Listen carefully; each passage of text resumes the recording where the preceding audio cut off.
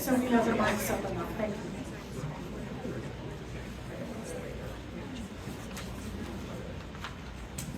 Well, good morning, everyone. Suddenly the room went quiet, so we are glad to get started. We welcome everybody to the Board of Trustees meeting, the University of North Florida today. And as you will see, we have a number of folks joining us remotely. The President, as you know, has been traveling due to a recent death in his family. So, Mr. President, thank you for joining us, and he will be able to be with us most of the morning, connection allowing. And Paul, welcome to you, and others who may be joining us as well. But we do have a quorum, so we want to make sure that we are able to go through our business today. Also, for one of our items today, our Chief Labor Counsel, Mike Mattimore, had planned to be with us in person, but is unable to be here today due to COVID. So we encouraged him to remain at home. And so, but he will be available during that time. And Mike, welcome. Hope you're feeling okay, and thank you for being with us today. With that being said, we will call our meeting to order, and it does appear that we have a quorum, so we are ready to begin. As is our custom, in case we open our meetings with an opportunity for public comment, and want to welcome a number of our faculty members. And Tobias, we'll turn the floor to you. Currently, we have 4 people scheduled for public comment. Thank you all for joining us.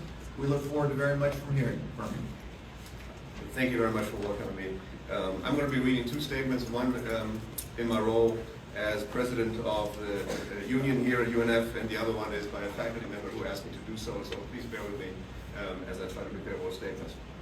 First of all, my name is Dr. Tobias Huning. I'm the president of this union, as I already mentioned. I might not even be the typical union member, by the way. I'm this freedom-loving, beer-drinking, gun-owning, first-generation immigrant, and father of 3, husband to one wife who believes that the next generation should have it better than we did, and we had it pretty awesome, by the way. And first, let me express my appreciation for the board for providing the oversight and guidance when we need it. I also appreciate everyone who's speaking or attending today. Your support matters greatly. Today's speech is not an exercise in witch hunting, finger pointing, or whatever, because we all know why we're here. We speak the truth even if it's unpleasant. Now let me please talk about post-tenure review. Excuse me while I get over this illness. So we find that the PTR policy as it's proposed here today is probably the most hostile and violent attack on faculty many of us have seen in our entire academic careers. In fact, when we read the justification for why this is happening and how it's happening, it really reminded me of why we have tenure in the first place, to protect us from exactly that. We like to think of ourselves in many ways as seekers and guardians of truth, and therefore we need the protections to work our jobs at the highest possible quality. On top of that, tenure is something that's earned, not given. It is earned with years of study to attain the most difficult terminal degrees, countless days, nights, weeks in labs and offices with little to no support, conferences, publications, and tenure applications. We've sacrificed private sector level earnings, family and related events, spending time away from them, and that is if we have the fortune to have a family at the earlier periods in our careers.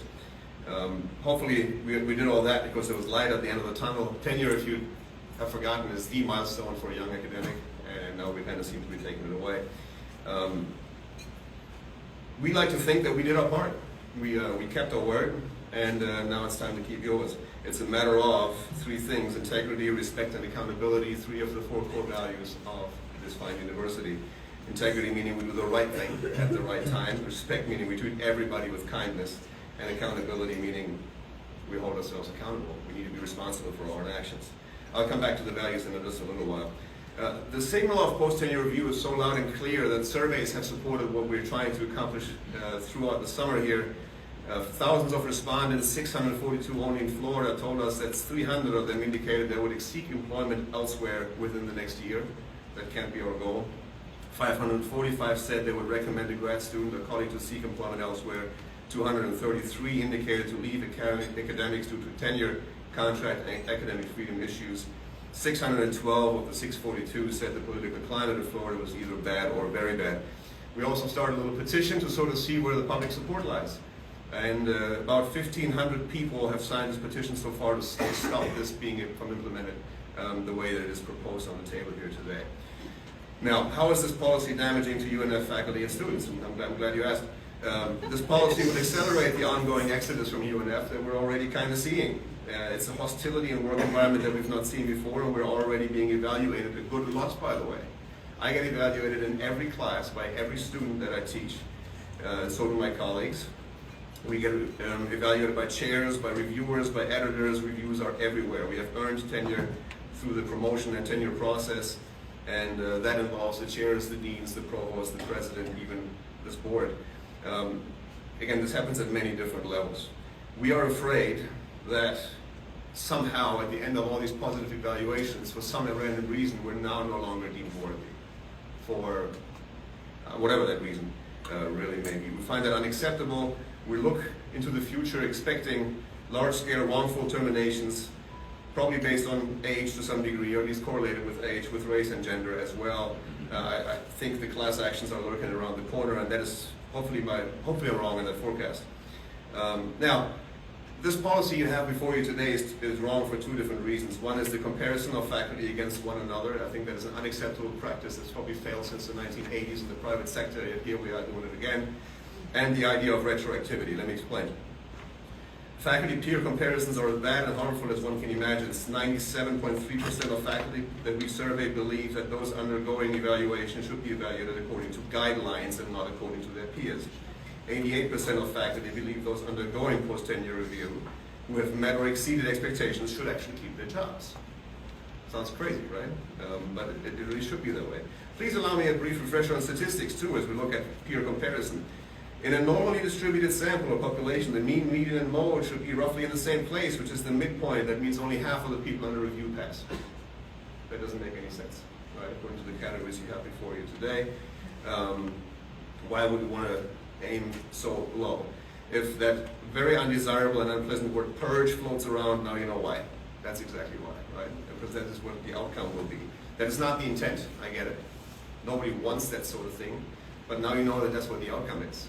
So we need to stop this kind of thing from happening. Like I said, it's failed in the past, so why are we trying to breathe new life into this? I personally think in my role, the union believes that the price is too high to be paid for the policy to be implemented the way it is. And yeah, we don't see how it can be done properly. I don't know how you compare my work to an endowed chair who teaches one class and has all kinds of support and others don't. I think this is going to be as arbitrary and capricious as it can be. We believe that you have the right to make the changes that are needed. I'm not even at the point anymore when I'm going to tell you to vote no. That was in May, right, or June. At this point, I think we need to make changes, and I believe that even the BOG, with memos we have and so forth, probably supports the idea that you can, in fact, do that. In some ways, we find that PTR treats faculty worse than low-life criminals. Even criminals enjoy some protections from the legal principle of non-retroactivity. You don't change the rules and the law and then basically say something is a crime now that wasn't 2 years ago. And all of a sudden you're getting dinged for it. Additionally, there's no double jeopardy. We've been evaluated already, God knows how many times, right? So the criteria are changing, it seems, for the second time. I don't think that's consistent with humility, humanity, and integrity, which is kind of part of the value system's narrative in the beginning. To quote legendary Randy Jackson, that's a no from me, dog. As for retroactivity, we insist that no policy be imposed on our faculty where a higher ranking administrator can simply overturn an official mutually agreed upon and recognized record of successful performance on a whim. We respect, however, the ability to evaluate the recognized levels, but we're aware of the problems that arise when these criteria and evaluations are not grounded in valid and reliable criteria and do not follow legally accepted processes. There's also a risk for internal problems as, and God knows, forbid this will ever happen, that a dean could strong-arm a chair, a provost could strong-arm a dean, a president could strong-arm a provost, a BOT, BOG could, you get the idea, right? A lot of pressure could be exerted. So therefore, I plead again to protect tenure as much as is somehow possible within the laws that we've been provided. We don't want to lose faculty. A lot of them are already going to leave. We already see that trend. We also are afraid that if these things get implemented the way it is proposed now, that you will also be in a bit of a situation to try to hire new people. Good luck with good people coming here under those circumstances. I just think you're not going to be able to do that for the depressed salaries we have and the conditions we find throughout the state now. I'm probably going to run out of time here in a moment, but I want to leave you with a couple of more comments on the core values. Again, integrity, do the right thing at the right time, respect, treat everybody with kindness, and of course be accountable. We're accountable, our job's on the line. Right? Who else was going to put their job on the line here today, voluntarily? I don't think anybody. So is this our idea of integrity? Is that I pretty much think I grew up in a time when you made a promise, you kept it. Handshakes were contracts not to be changed. You do what you said you do and nothing else. Integrity means to tell others when they are wrong. Just ask my wife, she'll say it. I'm wrong all the time. Integrity doesn't mean blindly doing as you're told. I grew up in Germany where we're told too often that people have just kind of followed orders. Those are not the people at the right side of history in the end, right? So I don't say this lightly, by the way, because my grandfather was one of them. And he's now dead somewhere in Moldova. For a long time, never been found. Is this our idea of respect? Each other's contributions to the people that have earned faculty here? I don't think so. And again, who's accountable? We are, and it's a very one-sided deal, in my humble opinion. I don't have any problem putting my own role as president on the line of this union. Right? If somebody else wants to do it, they're unhappy with my work, they can tell me. And then they can depose me or do whatever. But I need to be accountable for these actions here too. Last, one little story to sort of wrap this up with, and it's a conversation of a dear friend of mine, a former officer in the United States military. And we had a conversation, and he was lamenting the idea of leadership in different levels. And he was talking about how back in the days, the good old days of course, there was a lot more executives in place with significant military experience. I didn't have an idea where he was going. He also claims, by the way, to be the last soldier on Iranian soil, not officially so, by the way.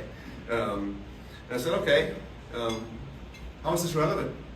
What is this? What are you trying to tell me here? I don't get the lesson just yet. He said it was a very simple lesson, as simple as it can be, that he learned when he became a leader of these young soldiers. And the idea was to go take care of your men. Obviously, there's women here too. I get it, right? Just take care of your men, take care of your people, right? And I don't think this policy takes care of our people. So I ask that you exercise your rights and your powers to amend this, and please do away with the few pieces of this policy that are weak and that are detrimental to us, right? I'd love to tell you to stop it entirely, and I don't think you're going to do that. I'd like to think that if you have a vote before you, that there are more options on the table than yes and yes. So hopefully you'll take care of your people. There you have it. Thanks very much. Great, thank you, Vice.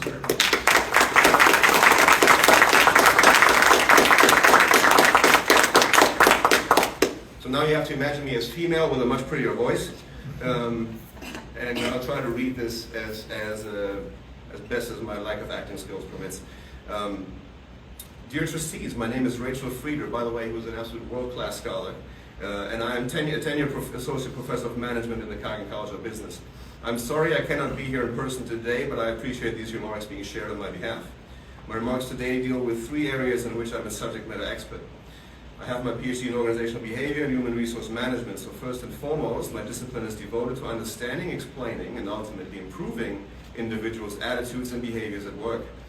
I urge you to consider the downstream implications of your proposed post-tenure review policies carefully. This institution wants to both increase our research classification and grow our student population to a whopping 25,000 students over the next 5 years. You will need faculty to do so.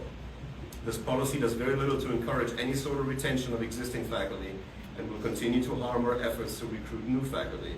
Accordingly, none of the strategic goals will be possible without the support and buy-in of existing faculty.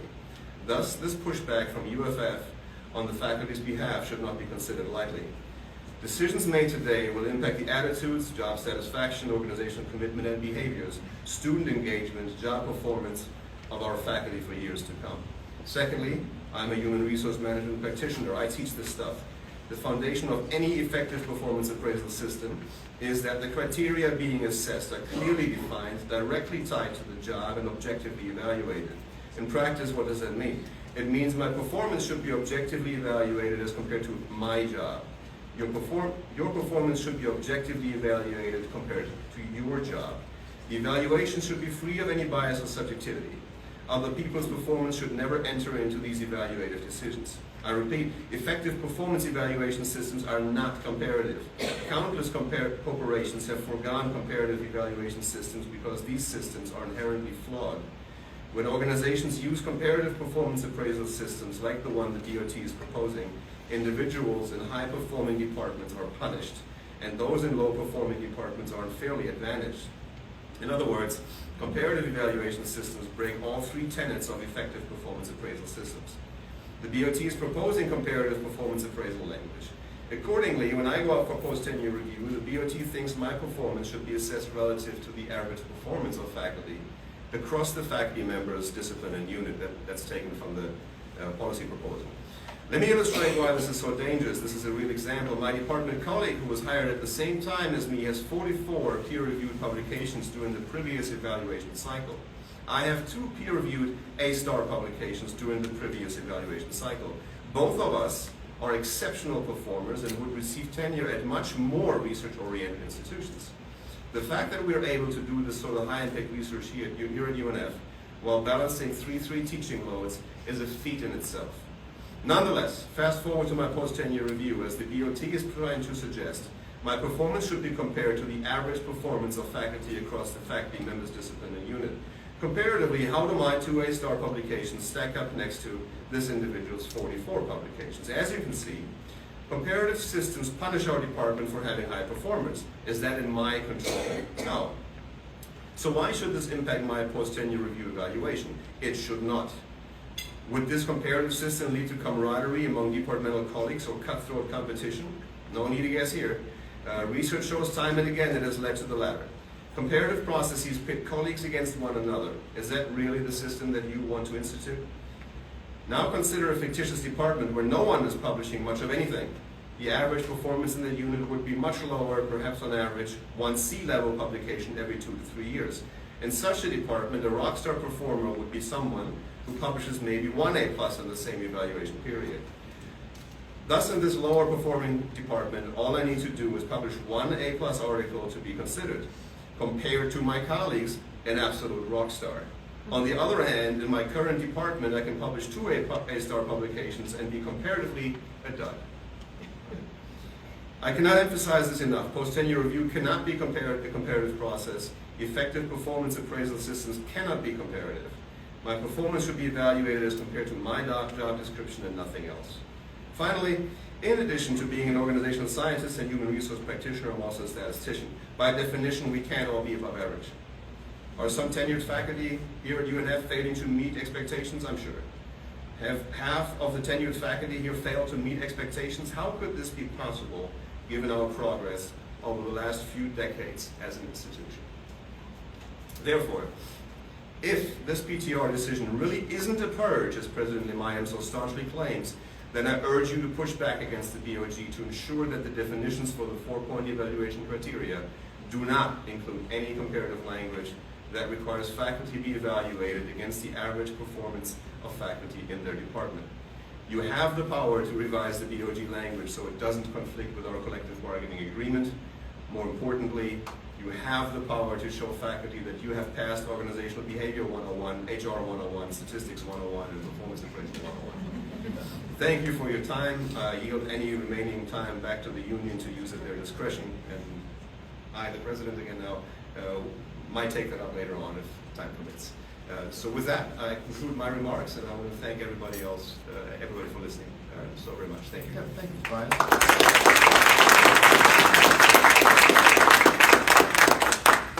Our next speaker is Mark Halley. Hello, Professor. I'm a little bit shorter than Tobias. Chair Hyde and members of the Board of Trustees, good morning. Or perhaps it would be more accurate to say, I hope you will help make it a good morning for our community.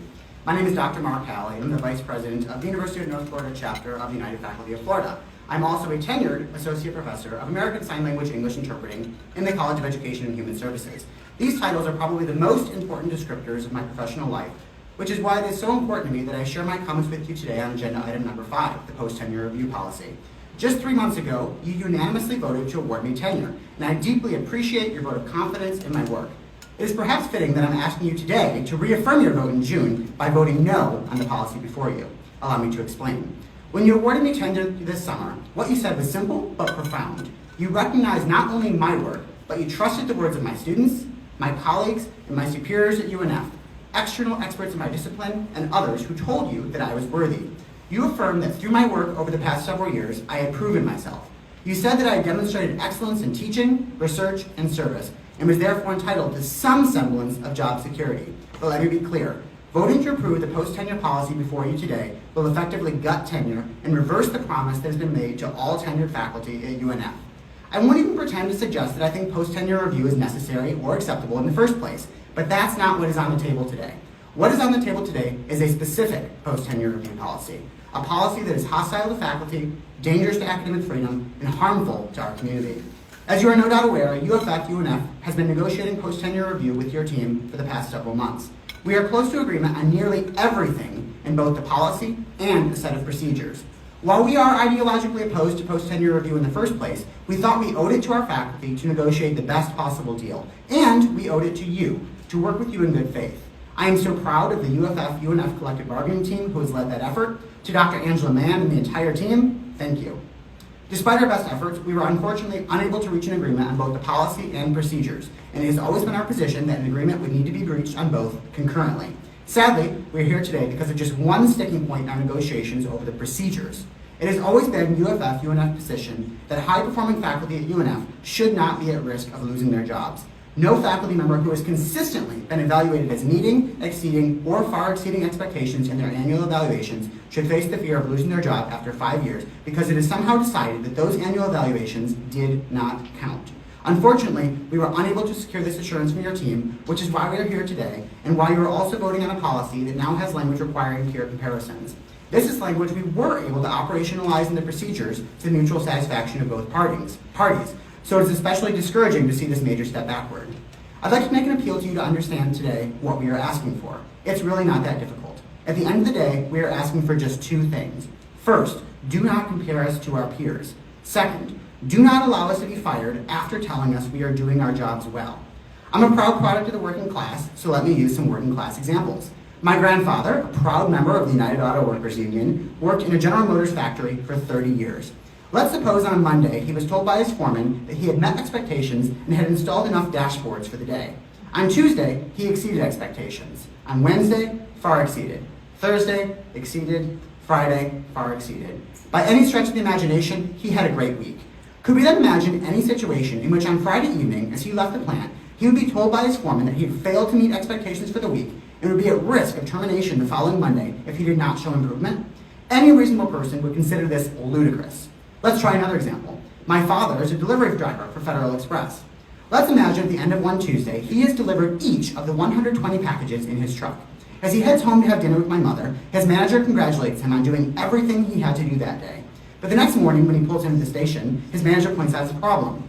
His coworker delivered all 130 of her packages. My father is therefore below average in comparison to his peers and receives a termination notice for subpar performance. If we all immediately recognize this as unfair for a FedEx driver, why is it okay for a professor? It has now been 137 days since I watched our graduates walk across the stage at UNF's Spring 2023 commencement ceremony. No student who met each of the university's graduation requirements and programmatic milestones was turned away at the door because they suddenly did not meet some new and unmeasurable expectation. No student who had earned a 3.2 GPA had their diploma ripped out of their hands because the class average was a 3.3. Let's not treat UNF faculty any differently. As a final point, I'd also like to draw your attention to agenda items 11 and 12, in which you will discuss President Limayem's evaluation and eligibility for additional compensation. According to the agenda, his evaluation includes, quote, progress on the President's goals for the year, end quote, and consideration of incentive compensation is based upon, quote, the President's achievement of mutually agreed upon performance measures and goals, end quote. This is a fantastic evaluation method. You are evaluating President Limayem according to set goals and standards, not according to how well he did compared to presidents at other Florida universities. Why not do the same for faculty? I understand that you feel legally required to approve a post-tenure review policy, but it does not have to be this policy. I hope you will make it a good morning and vote no on this post-tenure review policy. In its current form, this policy is bad for our faculty. In its current form, this policy will hinder student success. In its current form, this policy simply isn't right for UNF. Thank you for your time.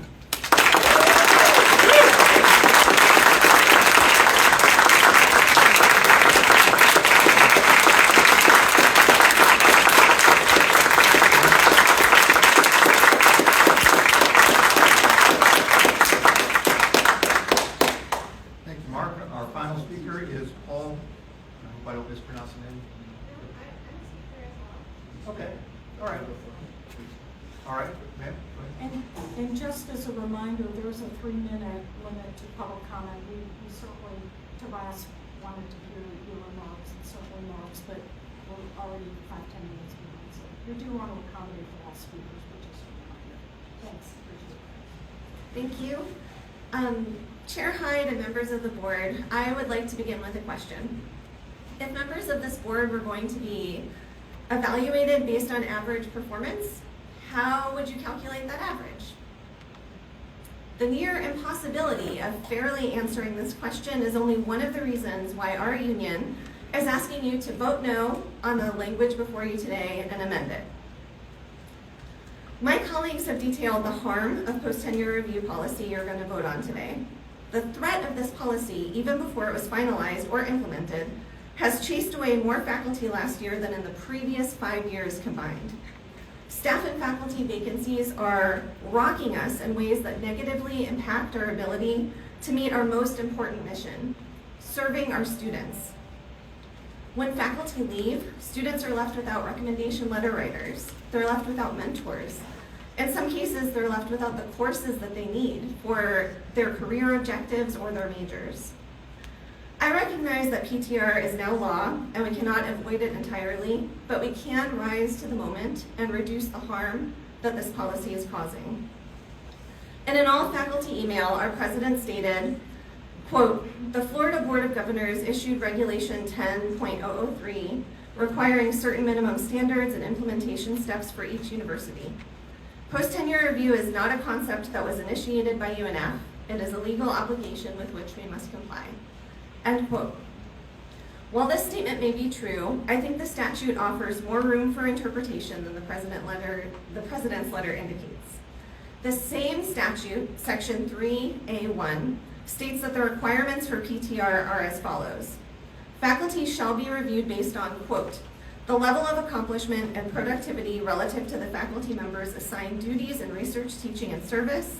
The university shall specify the guiding documents. Such documents shall include quantifiable university, college, and department criteria for tenure, promotion, and merit as appropriate," end quote. Notice there that they're being judged relative to their assigned duties and not to each other. Note that averages that compare faculty to each other are not mentioned at all here. That language is only listed under the section detailing what a dean's letter shall include. The statute also doesn't indicate how to measure these averages, nor does it indicate that these must be the only elements of a dean's letter. I believe the language of the law itself suggests that we have the flexibility to remove this language and accept our union's proposal rather than the document set before you today. What happens if you amend this policy? Well, then faculty will continue to be evaluated by the rigorous standards that already have us performing higher than pure aspirant institutions, as both our union and our vice provost have recently shown. At this moment, faculty are evaluated based on departmental guidelines. These are not legacy documents that have been around for, since the founding of UNF. They've been updated recently. They've been recently approved by chairs, deans, provosts, and even this board here. Given this fact, I ask, couldn't it be the case that the departmental guidelines that are already constructed based on standards for each discipline already meet the standards of PTR? Departmental guidelines, by their nature, define what is considered excellent or sufficient for a faculty's discipline. They meet the official requirements of the statute already.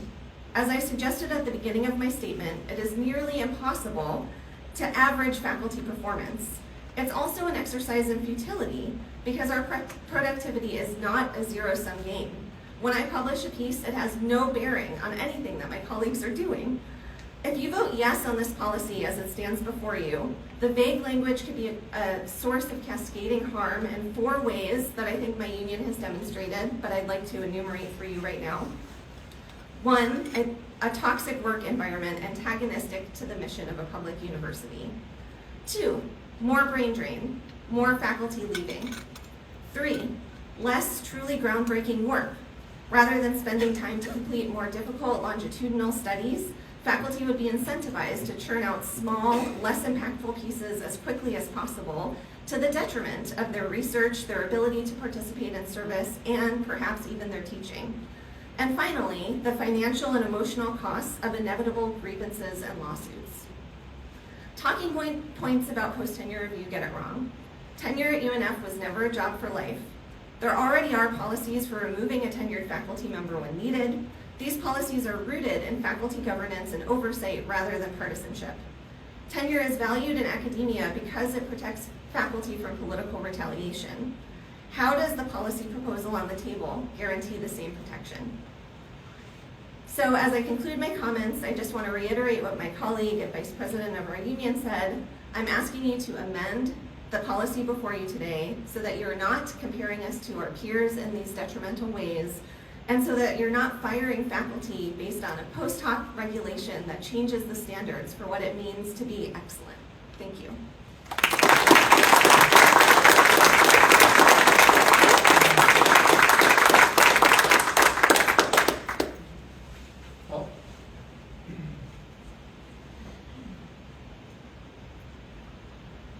So I'd like to start this with a disclaimer because my predecessors here spoke eloquently on the actual policy that's in question here. I just want to put a face to this policy.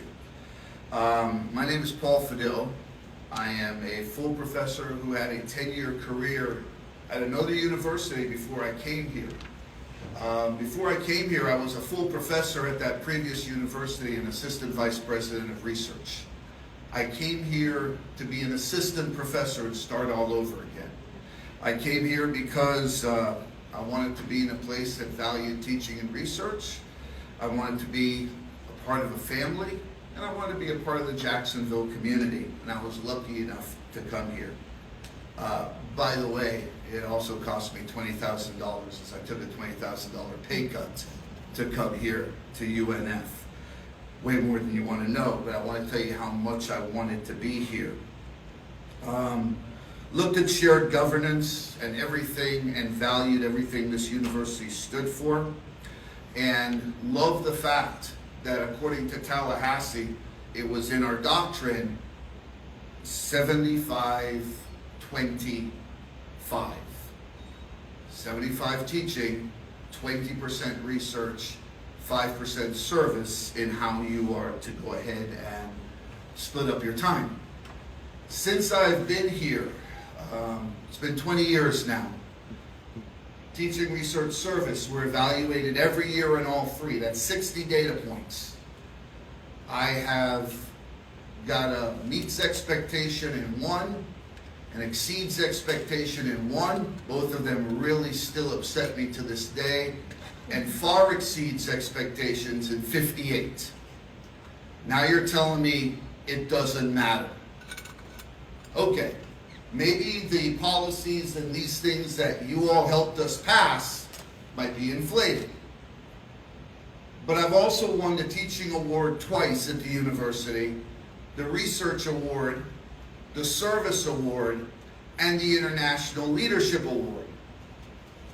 Now you're telling me it doesn't matter. Think about that for a second. I've taken countless students abroad, and I'm just as proud as the students who have succeeded as I am my A-star, A-plus articles. I have 4. But I also have a student who has done graduate work at Harvard, one who has worked at the UN, one who has run for public office, and another who decided to become union president. So, to that end, I know I'm dating myself, but I want to put a face to this. I'm 56 years old. I have 2 daughters, one in high school, one in middle school. I started late. At the end of the day here, I can't touch my retirement if I don't make it out of this. That means I have to pick up my family and move. Now, who are you putting out there to go ahead and become employed? A full professor with a pretty good record, but for anybody who is in academia, we know, why take a chance at a 56-year-old to be your newest assistant when we got a bunch of 32 and 33-year-olds coming out of school? You are putting the least employable of us out on the streets. I came here to be part of a UNF family. The value of a family is how it treats its most vulnerable members. The value of a society is how it treats its most vulnerable citizens. Through no fault of our own, we are at the most least employable point of our career. Think about that and ask yourself, what family treats its most vulnerable members this way? Thank you so much for your time.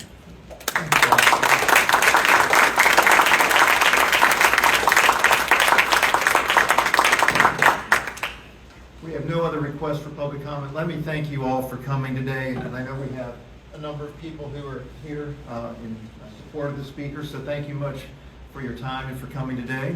And with that, public comment will conclude as we have no other speakers requested at this time. All right, let's go on in our agenda. We are on item 3 now. We try to, at our meetings, highlight the good work that is being done by our students, and today we have an outstanding opportunity to do that with Cassie Muse, a junior finance major, will present conversations about her UNF journey.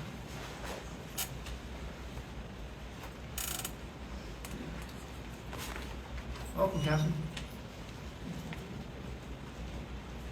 And Ann will be very mad at me if I don't remind you. Please speak into the microphones because of the people who are on remote is the only way they can hear. So if you are speaking, please do it in a microphone. Cassie, welcome. Good morning, everyone. I just want to say thank you for having me. I'm going to give a little background on myself and then present my journey at UNF. I'm a senior finance student and I am minoring in political science and marketing. And I currently am interning at the FBI Department of Justice location off of Gate Parkway, and also serve as the Panhellenic Council President. So I'm just going to go ahead and go through this. So I wanted to kind of give some background on why I chose to attend UNF. I saw numerous leadership opportunities at this institution. It's a lot smaller than a lot of its competitors in the state of Florida. I had looked at a lot of private schools out of state just to kind of get that small school experience, and it didn't happen to work out that way, and I chose UNF because I loved it. I had other options, and it was my first choice. I really liked the idea of smaller classes and accessible professors that I could really get one-on-one experience, and if I needed help with something, I wasn't waiting in a long line of so many students to get that help I needed. And I could really build relationships with them that would provide me opportunities in the future and just allow me to get the experience I wanted. And also the location in Jacksonville. There's a big city, there's plenty of businesses and opportunities. For a while, I wanted to attend law school. So I saw the opportunity that there were many law firms and people I could network with and connect with, and just so many opportunities on the campus itself. So I just wanted to present, starting at UNF. I started at UNF in the fall of 2020 during COVID. So things were very much shut down. I lived in Crossings on campus. I moved away from my family. I'm from Orlando, so I didn't really know anyone. And I wanted to get involved on campus immediately. I was a very involved high school student. I was a member of the band. I was on multiple sports teams. I was president of NHS. I was very involved and wanted to find that same experience here. So I chose to go through the Panhellenic recruitment process and join Greek Life, and became a member of Alpha Delta Pi in fall of 2020. And I also joined a pre-law group and kind of began to network through that as well. In 2021, so in the fall of 2020, the positions kind of work on a calendar year basis. So as a freshman coming into this organization that was over 120 members, most of them older than me, I chose to run for a position in my chapter, which was Vice President of Finance. And I accepted the position and started it in January of 2021. And then decided to switch my major to finance due to this position and how much I loved the work I was doing for my chapter. I managed all of our chapter budgets and setting how much money went to certain officers for events like our formal or our semi-formal or different chapter retreat, things we would do to put on for our members. So I would allot money to go to different places and just loved it so much that I decided to switch my major. And then I also interviewed for and accepted a job in February of 2021 that I found through the pre-law group on campus at a small family law firm and became a legal assistant. I was still 19 years old, so it was very young and very new to the position, but the attorney I worked for gave me lots of experience. I got to meet with clients. I got to assist her with drafting materials for court. I got to sit with her during court and assist her with anything she might possibly need. And as someone who at the time wanted to go to law school, this was an invaluable opportunity. And then 2022, I ran for chapter president of my sorority. I was still only a sophomore at the time, which is a lot younger than most people who do serve as chapter president. And I won the election. I had the opportunity down here. This picture is me and a few of my advisors and other chapter members. I attended our International Grand Convention. So that is the chapter president from every single chapter that we have across the United States and internationally came to Orlando, and we had a business meeting to vote on some really important changes. And we also got to just kind of network and meet each other and see that we're all kind of on the same page with values and things we wanted to see for our organization, which was really awesome. I also applied for the FBI Honors Internship and was accepted in May of 2022 and started in June of 2022. And that is a rigorous process. I had to polygraph, I had to sit for a PSI, I had to go through everything that you would need to work in that office to obtain a top secret security clearance. And then with that, I fell in love with it immediately. I loved my job there. I got assigned to the Public Corruption and Civil Rights Squad. So for those of you who don't know, that is investigating elected officials who are committing fraud or things that they should not be doing, corrupt law enforcement, things of that nature. And then also on the civil rights side, hate crimes and things that occur in our everyday life here in Jacksonville, in our AOR, to prevent them from happening. Oops, sorry. Sorry about that. I also joined Order of Omega in fall of 2022, which is an all-Greek honor society that recognizes significant achievements in leadership, academics, community service, and just serves as something that is for the top leaders of our Greek community. And then now to 2023, in November of 2022, I ran for and accepted the position of Panhellenic Council President, which is over all of our Greek sororities. And I continued my FBI internship for a second summer, and I'm currently working on applications for potential jobs within the Bureau. But also to give some background on why Greek life has been so significant to my journey here. One of the agents on my squad immediately, I started talking to her and talking about her experience, how she got to where she was. Because I would sit down with everyone on my squad to just kind of see how they got where they were. Because we had an elementary school teacher, we had a chemist, we had people from all kinds of backgrounds, and that's kind of why they got their job. They wanted people with different experience, different points of view, that kind of deal. So she actually told me that she was a member of my organization when she was in college, and that immediately gave us a sense of camaraderie that I would not have had otherwise, which was really, really awesome. So takeaways from this, it's just been a really great experience for me to get experience within my major and my career field. If I had not chosen UNF, I might have not had a field office here within Jacksonville, right off Gate Parkway, that kind of allowed me to figure out what I really wanted to do in my career. I don't plan to go to law school anymore because I've just found such a passion for my job here in the justice within the FBI. I've also had amazing leadership opportunities, and I was able to get them very early on in my college career, whereas at a bigger school with more students and more older students, I may not have gotten this experience. And then I've also been able to create really great connections with fellow students and faculty. So I know Johnny Grasso is also a member of the IFC community here, and he serves as the chapter president, and we work together all of the time. I've also been able to create relationships with our other council presidents and other people that serve as staff at UNF. And I'm still applying for grad school as well, and I'm able to continue to network with them and get some recommendations for grad school and get some advice on where I might be able to go next. So yeah, that's all I had. If y'all have any questions, please let me know. But thank you guys for allowing me to be here. Well, thank you, Cassie.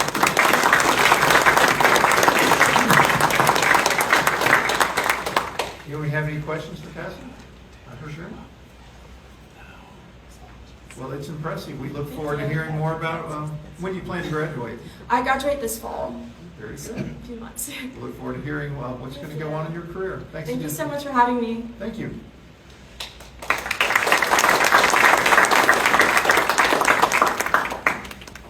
right, we are going to turn now to item 5, which is the post-tenure review discussion, which was begun during our public comment. We'll turn it over to Robyn Blank, our Chief Compliance Officer and AVP, and she will present where we stand on this. And also, as indicated, Mike Mattimore is available via remote. Mr. Chairman, Mr. President, Madam Provost, Trustees, thank you for the opportunity to speak to you today about this proposed policy on post-tenure review. This short presentation gives you an overview of the PTR requirements as set by the legislature and the Board of Governors and how UNF's proposed policy adheres to those requirements. We will be distributing this slide deck to you, so I'd just like to go over some of the highlights and leave it as a reference document as we continue to develop the procedures that underlie this policy. This is a quick recap of the legislative and regulatory changes that have led us to today. As you heard in the public comment, UNF has had post-tenure review for a very, very long time via the annual evaluation process to which all of us, including faculty, are subject. What's new is the 5-year cycle, the use of the phrase comprehensive post-tenure review, and the particulars that the legislature indicated it wanted in the BOG regulation. BOG adopted its regulation in March, which requires all institutions to adopt policies in furtherance of PTR. An amendment clarifying that adverse decisions on promotion, tenure, and discipline may not be appealed past the level of the university president and are not subject to arbitration was heard at the BOG meeting earlier this month, and we expect that to pass.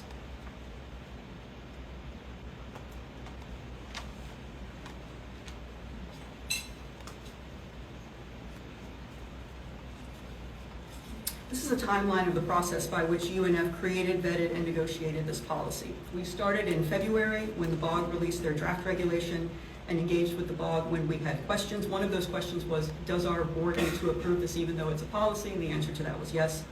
By April, we had a draft circulating and we made tweaks at many of these next stages, which involved faculty association and faculty leadership. The version that you're reviewing today does contain some variation from previous drafts, but does not differ in many significant ways, mostly because of the adherence to the BOG regulation. We did prepare this item for you in June and heard it in 2 committees. We also preliminarily scheduled it for the June and July BOT full meetings, but pulled it to give more time for bargaining.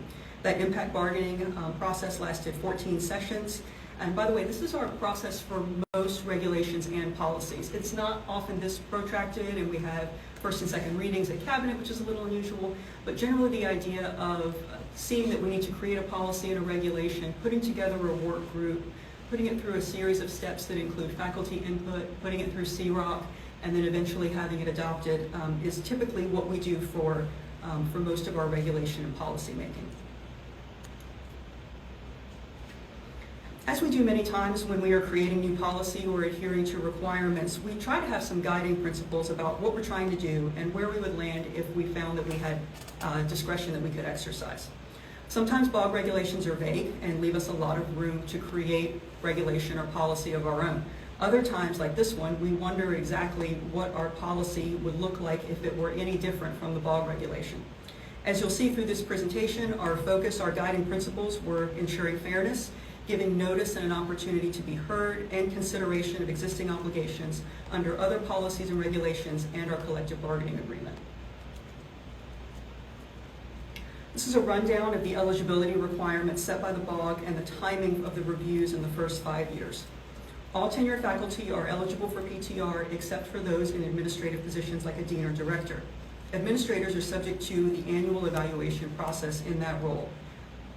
The BOG regulation provides for specific review for administrators, and it looks a lot like the criteria in PTR. Those evaluations shall include a review of performance based on all assigned duties and responsibilities and professional conduct, and shall include the following if applicable: performance of academic responsibilities to the university and students, noncompliance with state law, BOG regulations for university regulations and policies, and substantiated student complaints. If a faculty member who would normally be in a 5th year or otherwise is selected for PTR has extenuating or unforeseen circumstances, our policy has a procedure for how we would consider those. Because the regulation from the BOG does not require institutions to select this 20% in any particular way, UNF will be using a randomized selection process. That process will be done in a transparent manner that may be attended by the UFF president, the president of the Faculty Association, among others. You'll see these asterisks peppered throughout the presentation. I will try to point them out. These are places where the policy expands upon the BOG regulation or fills in a gap where the regulation is silent. In all other aspects, the policy before you adheres directly to the requirements of the Board of Governors. The slide contains the elements of a PTR dossier. The idea of the dossier is to present a holistic view of the faculty member, including familiar elements from the P&T process, but adding other important aspects of university operation and adherence to institutional expectations and regulatory requirements. Regarding the other measures of faculty conduct language, the policy adds that these matters will only include those for which the faculty member has been notified in writing and had an opportunity to respond.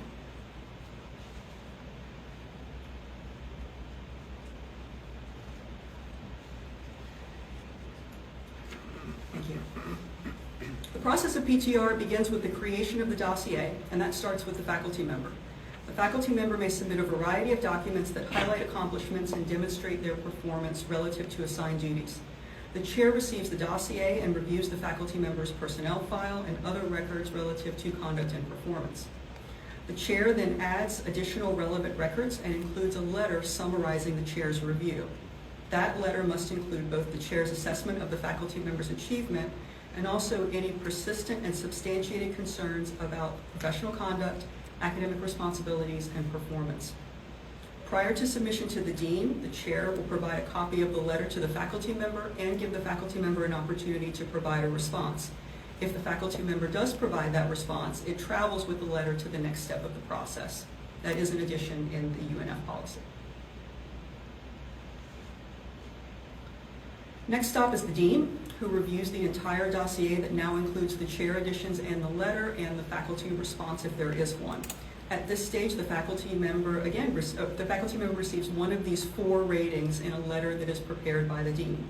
Again, the faculty member has an opportunity to review the letter prior to the dean's forwarding of the dossier and may provide a response.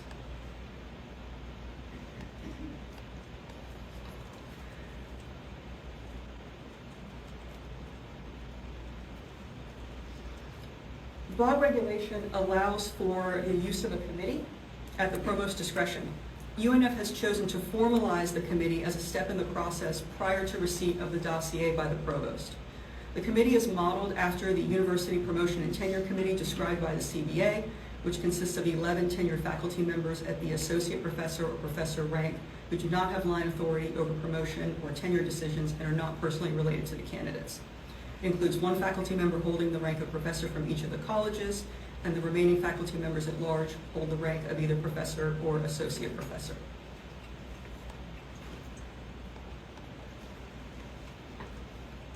The provost is tasked with reviewing the full dossier and the feedback from the committee, awarding a final rating to the faculty member, and notifying the faculty member, the chair, and the dean of the outcome. Depending on the final rating from the provost, additional steps may be required. A rating of exceeds or meets means that the faculty member will be eligible for appropriate recognition or compensation. A rating of does not meet expectations results in a performance improvement plan, or a PIP, which is drafted by the dean in consultation with the faculty member and the chair. The PIP cannot exceed 12 months and must outline attainable goals for the faculty member. If, after the conclusion of the PIP, the requirements are not met, a notice of termination must be issued. A rating of unsatisfactory results in a notice of termination, which must follow the process for disciplinary action and job abandonment that's contained in Article 32 of the Collective Bargaining Agreement. Hallmarks of this process include written notice by certified mail or personal delivery, opportunity to be heard, and a right to representation.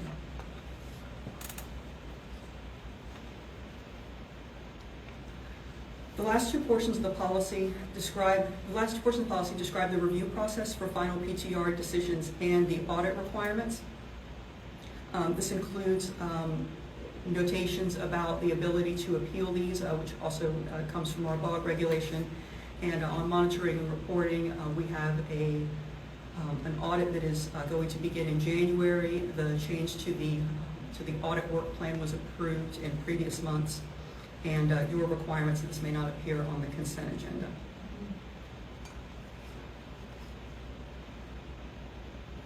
You are aware and you've heard today about the declaration of impasse regarding the policy, and we are asking you to approve it without having reached agreement with the UFF. At the last of the 14 total bargaining sessions, UNF administration accepted all changes in the UFF's proposal, but added back in the underlined red portions here, which define and contextualize each performance rating. This language is from the BOG regulation. UFF rejected the addition and did not offer a counter, and that led to the end of the bargaining session. This is the language that you've heard about today with that comparison language. Next steps and deadlines. We are here requesting approval of the policy today. Every institution must present a completed, approved policy to the BOG by October 16th. Next month, we will also begin the selection of the first set of faculty to undergo PTR and set timelines for the PTR process so that we are ready for the first audit in January. Discussions with UFF, of course, will continue, and that January internal audit will be ready for your approval in June of 2024. Happy to answer any questions. Also, as was noted, Chief Negotiator Mr. Mattimore and Senior Associate General Counsel Justin Sorella are here if you have questions about the bargaining process. I'm happy to take your questions. All right, thank you, Robyn. Any questions of Robyn or anyone else regarding the proposal? As was indicated, we do have a timeline requirement for submitting something to the BOG, so it's an action that we need to deal with today. Any questions? All right, if not, we will entertain, for procedural purposes, a motion for approval, and we'll open for discussion. Do we have such a motion? Mr. Chairman, I'll move it. This is Paul. Motion by Trustee Lazzara. Paul, can we treat yours as a second? Yes. Okay, so we have a motion and second on this matter. Any questions or discussion? Hearing none, all in favor of the motions? Oh, Mike, I'm sorry. Yeah, I'd like to, if nobody was going to talk about this, I feel like I should as the Please. lone faculty member up here. Obviously, the time to really stop this assault on higher education was years ago in Tallahassee. 2 years ago is when this was passed, and this ball has been rolling downhill since, and it is now at our door. And I understand that there's not a lot that we can do about that. There are points, though, that are important, and I'm saddened by the fact that the union and the administration were unable to come to an agreement about how to implement this policy. And while there's an inevitability to this, I don't know that inevitability has to be today. We regularly call meetings out of nowhere where we have to hop on. We had one a couple weeks ago to approve some things, and we hopped on and we were on for half an hour and it was done. I understand there's a timeline to get this to the Board of Governors. Again, I don't know that this needs to be today. I do think that there is a way forward between faculty and the administration. I wish that we would have gotten there sooner. I wish that we could have started sooner. The timeline that Robyn presented, while accurate, a lot of that early feedback from faculty, particularly from Faculty Association, was ignored in the policy and put into the procedures. And the procedures, as we all know, policies are great, but how things get implemented and how they actually get done on the ground are what's important. And we're close to finding agreement on that. And I hope that we might take this opportunity to give this one more chance, understanding that on both sides, neither one might ultimately get what they want, and they might have to give a little bit more. But that's my hope. And this is a shared governance institution, and the role of faculty is vital in its success. And it's not just about becoming and keeping our R2 status or becoming an R1 status or even getting 25,000 students here in 5 years. It's not about any of that. It's about the people that are here today. Not just the faculty, not just the staff, they're building families, but our students. And as we lose more and more faculty, and we are, it becomes harder and harder to do that job. For example, we have a search going on right now in political science. We've got 2 applicants. Neither one are qualified. They don't have the requisite degrees. I'm hopeful that we get more. But that's the reality of life nowadays. And I want to at least minimize the damage to our future because I'm probably not going anywhere. But other people are. So I hope that we maybe take a minute and give this one more try at the bargaining table, and maybe we can come to some agreement. Thank you.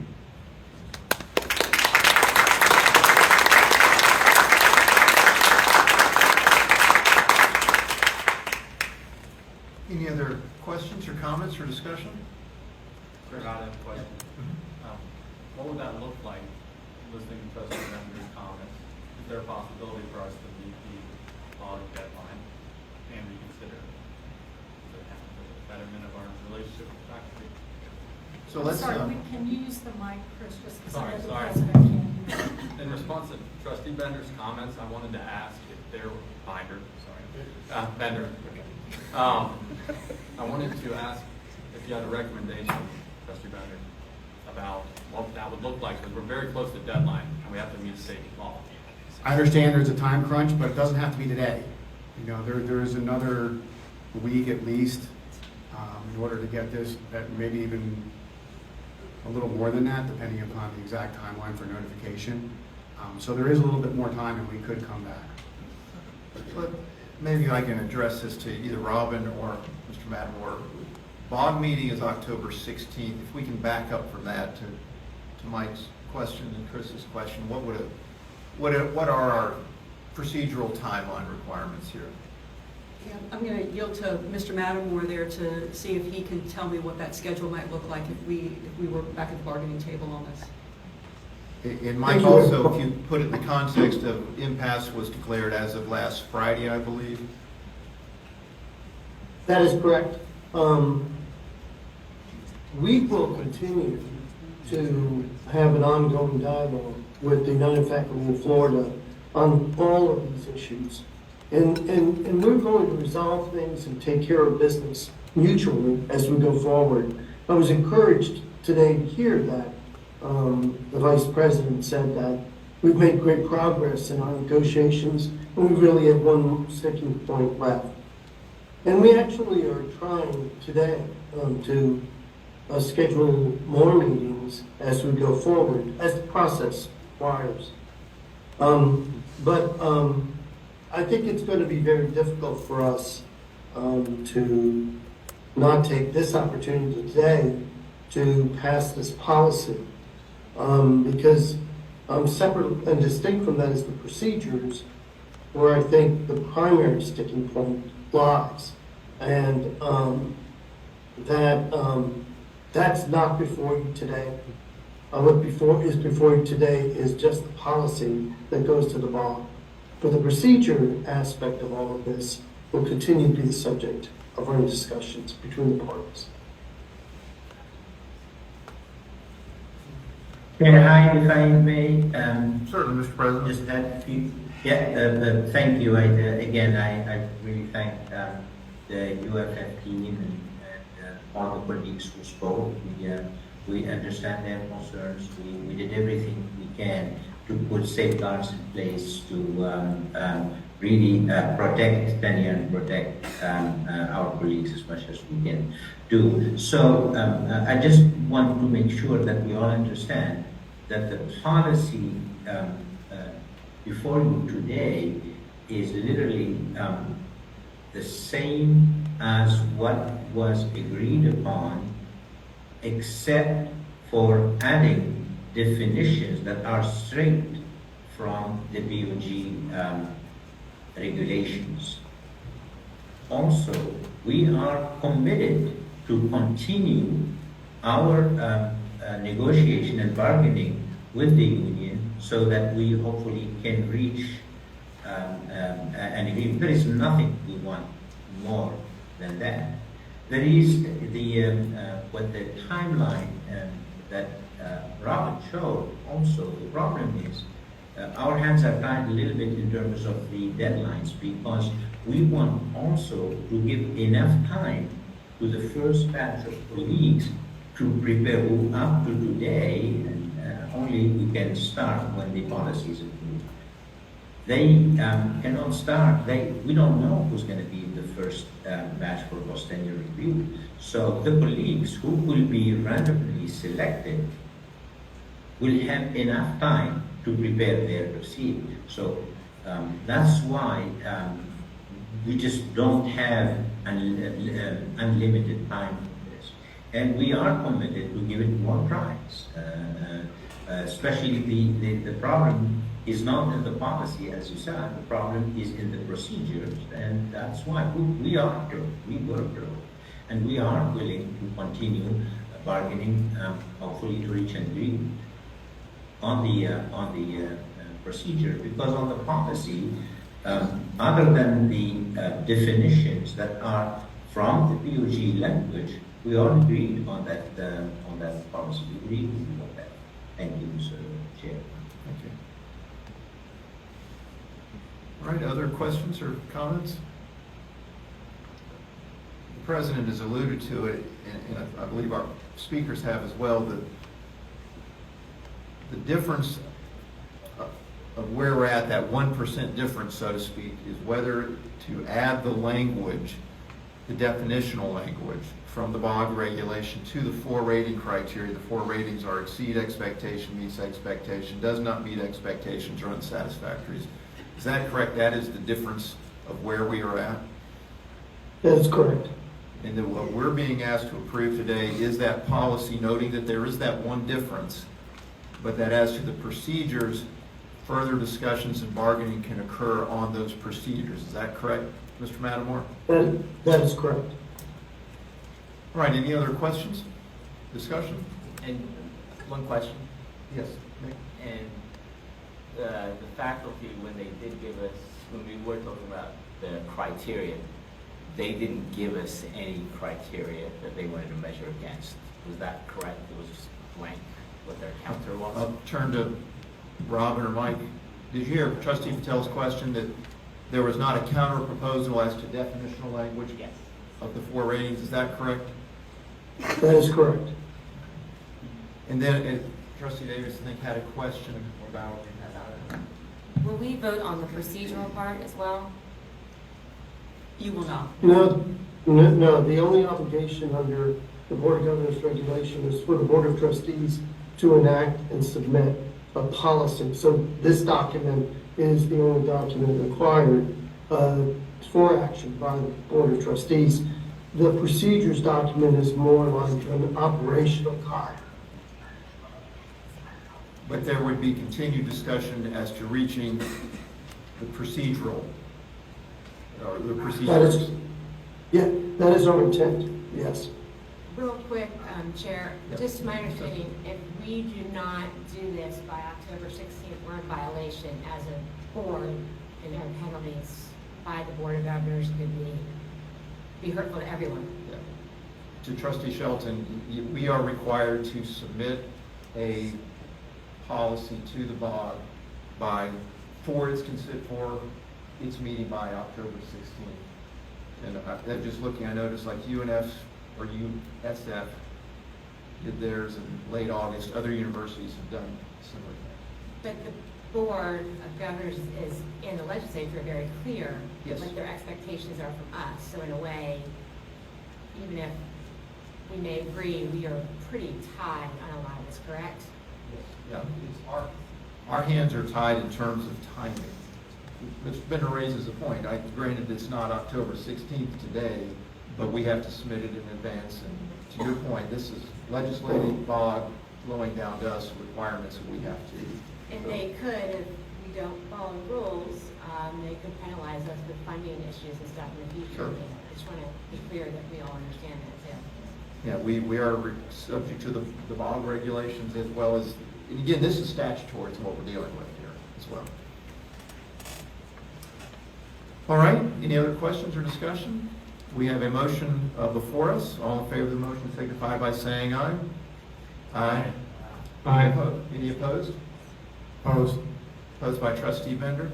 All right, the motion passes. And as was stated, I encourage our team to continue to work on implementation and finding a procedure that works best for the university. And to our many faculty members who are here, I recognize this was not the outcome that perhaps you chose, but we appreciate your thoughtful consideration and comments earlier today. Good luck hiring people, they're not going to come. All right, let's move to item 6, the Florida Equity Report. Robyn, while you're at the podium, we'll continue. Thank you. I'm pleased to present for consideration and approval this year's Florida